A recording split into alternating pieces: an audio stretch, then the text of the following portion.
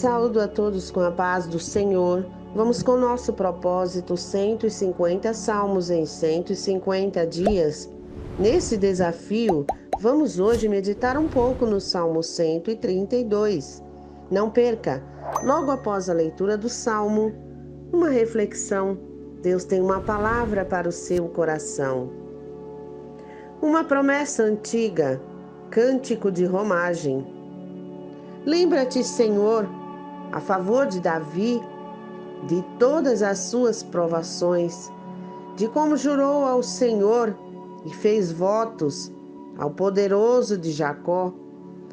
Não entrarei na tenda em que moro, nem subirei ao leito em que me repouso.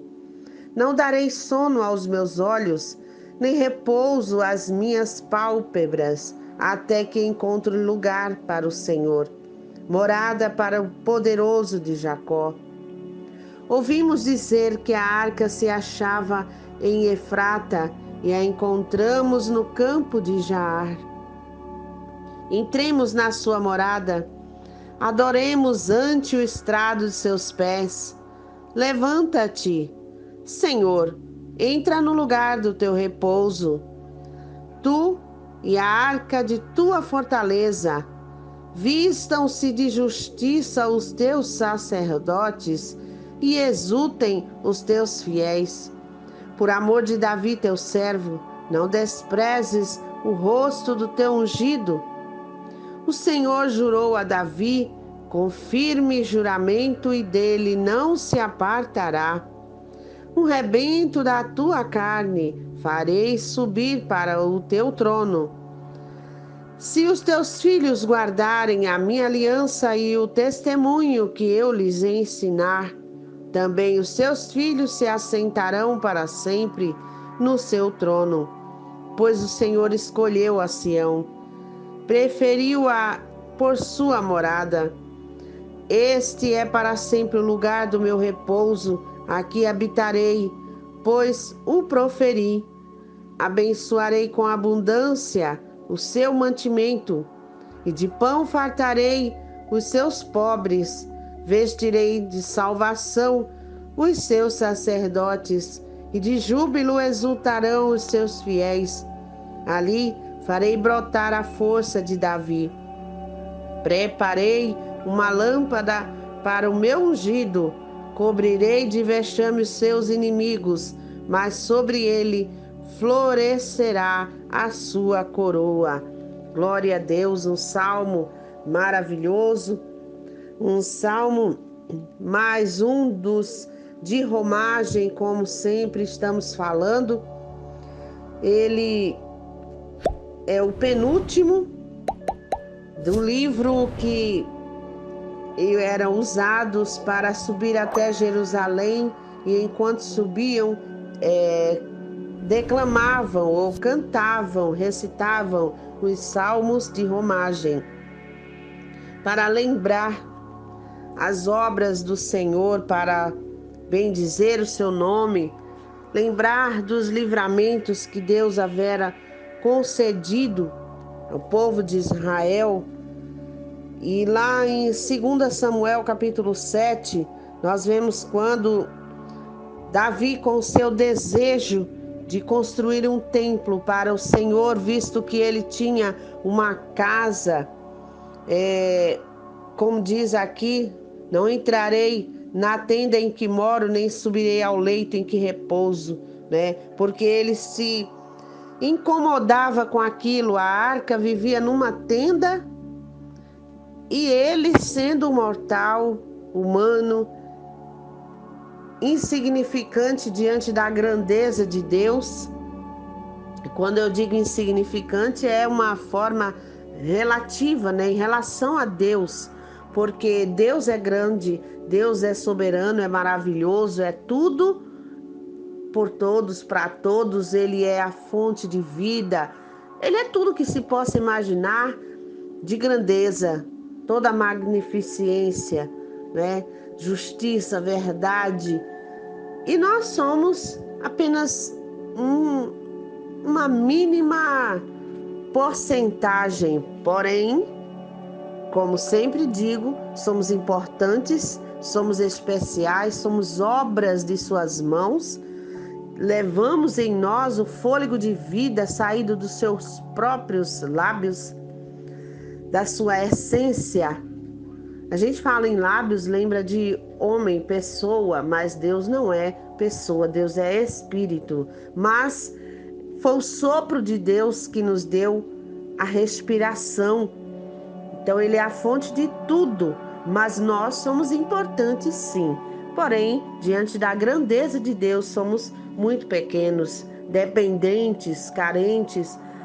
E Davi olhava-se na sua pequenez, tinha uma casa confortável e Deus habitando ali através da arca do concerto, que era onde estava a presença de Deus, e já falamos sempre, a presença de Deus, o lugar de Deus hoje, onde Deus quer fazer morada confortavelmente, ser como nós compramos uma peça e colocamos e cuidamos com tanto zelo, porque não cuidamos com zelo da presença maravilhosa de Deus, do Espírito Santo, fazendo com que a nossa casa, ou seja, nós estejamos dispostos a fazer a sua vontade, estar com a nossa casa limpa em nossos sentimentos, pensamentos, emoções, as nossas ações sejam baseadas na sua palavra, na verdade,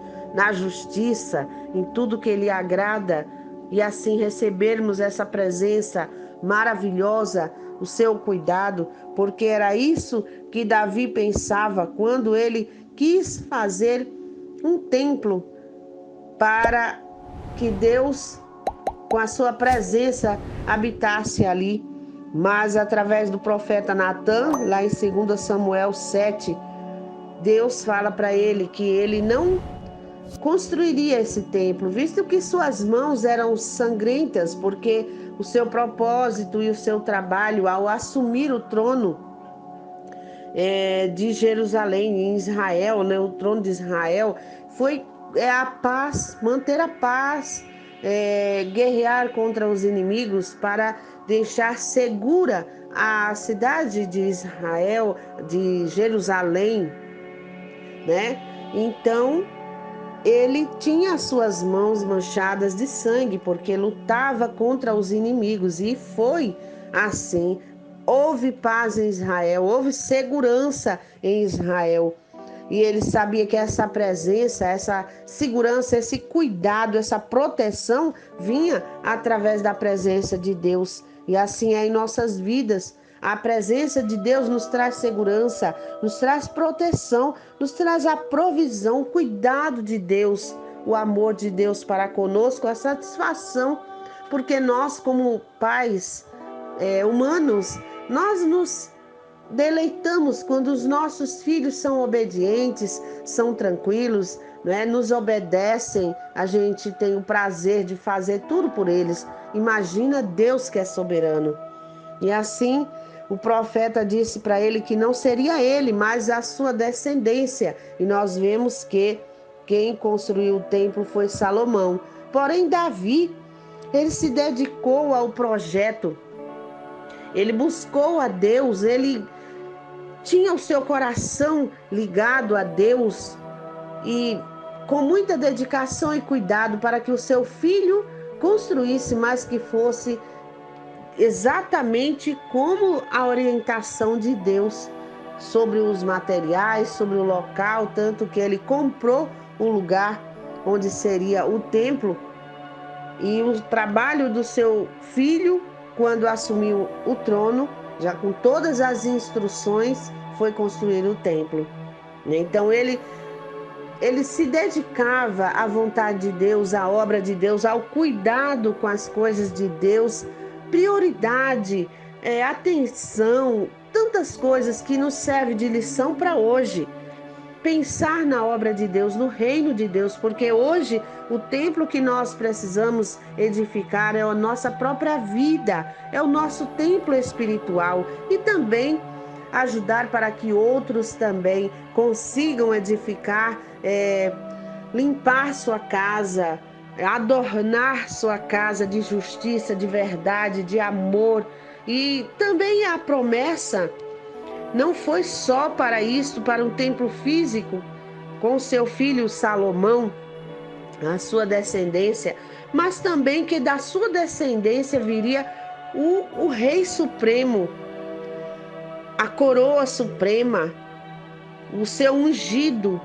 E essa promessa se estendeu ao Messias, né? E hoje nós temos Jesus como a arca, porque é Ele que nos traz esse acesso livre a Deus. Foi através dele, na morte de cruz, entregando a sua vida, se esvaziando da sua glória, para que nós tivéssemos esse acesso. Louvado seja Deus, né? Então, há promessas de Deus aqui. Mas fala também sobre os pobres, os necessitados. Havia uma promessa. Deus escolheu a Sião, habitaria para sempre, dando mantimento em abundância, vestido de salvação, né? Fazendo brotar a força, uma lâmpada para o seu ungido. Então, Deus é luz para iluminar a nossa vida. É alimento porque Ele é provisão, mas Ele é também uma lâmpada para iluminar o caminho, nos mostrando o melhor caminho. Então, nós vemos aqui as soluções para os necessitados. No verso 15, ele disse: abençoarei com abundância o seu mantimento, de pão fartarei os seus pobres. No Salmo 40, verso 17, o salmista expressa: eu sou pobre e necessitado, mas o Senhor cuida de mim. Então o Senhor, Ele pensa nos seus servos, naqueles que o buscam, e Ele supre a necessidade. Ele salva dos seus inimigos, dos seus opressores. Ele ouve o clamor. Toda vez que clamamos, Deus não fica alheio. Ele olha para nós, Ele ouve e Ele cuida. Nós, às vezes, olhamos e sempre olhamos e não vemos o trabalhar de Deus. Pensamos até estar esquecidos, mas Deus não esquece de nenhum dos seus. A prova é, como amo falar, quase 8 bilhões de seres humanos sobre a Terra, e cada um com a digital diferente. Isso significa que, ao mesmo tempo que coletivos, somos seres individuais, e Deus assim nos fez individuais, porque Ele também cuida de forma especial de cada um. Louvado seja Deus. Ele liberta sempre que estiver oprimido, que estiver precisando de libertação. Ele é o socorro bem presente. Ele farta de pão, Ele não deixa faltar. Mas o que se entende por essa abundância, por essa fartura, não é? Não pensarmos em bens materiais, porque é bom ter bens materiais, mas o bem maior é a nossa salvação, é a nossa vida com Deus, é a nossa comunhão, mas o cuidado também físico, né? Ele tem para conosco. Ele prometeu, assim como Jesus nos ensinou a oração dominical, não é? Dá-nos hoje o pão de cada dia. Então Ele supre a necessidade. Agora o resto é como se fosse uma bonificação, não é? Mas o necessário Ele não nos deixa faltar. E Ele nos levanta, porque Ele é aquele que levanta do pó, Ele tira da miséria, Ele tira do charco de lodo, como o próprio Davi expressou, né? Tirou-me do charco de lodo horrível. Eu também posso usar esta frase, porque tentei tirar a minha vida por várias vezes, por ter uma vida atormentada, sem paz. Mas, como sempre digo, paz não é ausência de conflitos, mas é como a gente se comporta no conflito. É a gente sentir tranquilidade e confiança em Deus, a ponto de não estar estressado e não estar depressivo, ansioso, mas entregando todo o cuidado nas mãos de quem pode fazer tudo por nós, porque Ele é onisciente, Ele sabe de tudo. Ele é onipresente, Ele está em todos os lugares, e Ele é onipresente, onipotente, porque Ele tem todo o poder. Então é nessas mãos maravilhosas que entregamos a nossa vida. Ele vê aquilo que não vemos, Ele vai aonde não podemos. Louvado seja Deus, Ele pode fazer aquilo que não podemos. Então, entregando a Ele a nossa vida, os nossos problemas, nossas ansiedades, sabendo que Ele é um Pai amoroso, um Pai que cuida. Ele não fez e deixou para lá. Ele está sempre conosco. Então, se você tem uma promessa antiga, creia, porque assim como Ele diz na sua palavra que é fiel, Ele é fiel e cumpre. Ele cumpriu na vida de Davi, cumpriu na vida de Salomão, cumpriu na vida de todos os servos que estão relatados aqui na Sagrada Escritura. Ele também cumpriu na minha vida muitas promessas e Ele cumpre na sua também. Eu ainda tenho promessas antigas que não foram cumpridas, mas a minha certeza que o Deus que fez a promessa, o Deus que não me criou aleatoriamente, o Deus que me escolheu ainda no útero da minha mãe, Ele tem um propósito na minha vida e esse propósito não pode ser frustrado. E quando nos alinhamos à vontade dEle, quando nos colocamos com satisfação, colocando Ele em prioridade, dizendo: eis-me aqui, cuida de mim, faz a tua vontade, entregando a Ele o governo da nossa vida, entregando a Ele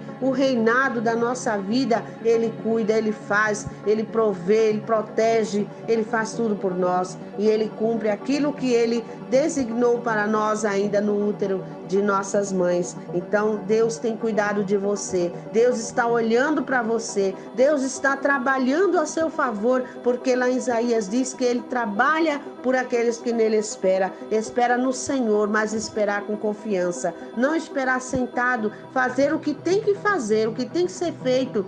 Se esforce, se empurre para frente. Muitas pessoas falam sobre força de vontade, mas não existe força de vontade, existe a vontade de fazer força. Então, levanta-se, resplandece, já vem a tua luz. Deus está com a tua vitória preparada, mas você precisa estar na posição. Levante-se, faça o que tem que fazer. Por quantas vezes temos algo para fazer, não estamos com vontade, não estamos com aquela euforia para fazer aquela coisa, mas sabemos que tem que ser feito, seja lavar a louça, seja ir pagar uma conta, sair de casa, ir ao médico. Não estamos com vontade, não era aquilo que queríamos, não é a coisa melhor do mundo, mas temos que fazer pela responsabilidade. Nós vamos e fazemos. E por que não nos dispomos à vontade de Deus? Quando é para orar, não estamos com vontade, não estamos com disposição, mas sabemos que temos que nos aproximar de Deus. Então, é vontade de fazer força.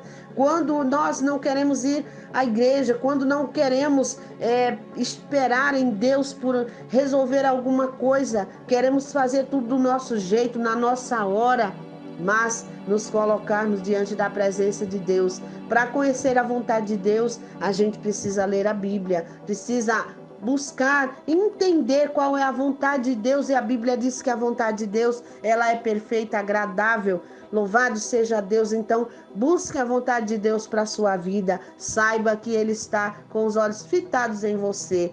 Saiba que Ele está cuidando de você, está com seus anjos ao redor, porque Ele é maravilhoso. E como diz o título do Salmo, uma promessa antiga: eu não sei o que você está esperando de Deus, mas Ele é fiel e vai cumprir na sua vida. Que Deus abençoe sua vida, te cubra de bênçãos e te aumente a confiança e a fé, porque tudo vem dEle, mas eu preciso querer. Faça a sua parte, porque Deus certamente está fazendo a dele. Minha gratidão a você por chegar até aqui. Se puder, deixa o seu like. Se ainda não se inscreveu, se inscreve para ajudar o canal, para alcançar mais vidas. Se você puder, compartilhar com um amigo, para que ele também seja abençoado com este salmo, com mais uma porção da palavra de Deus, porque este canal, proposta com Deus, é isso, é incentivar pessoas a meditar na palavra de Deus todos os dias de sua vida. Um beijo grande, até o próximo vídeo.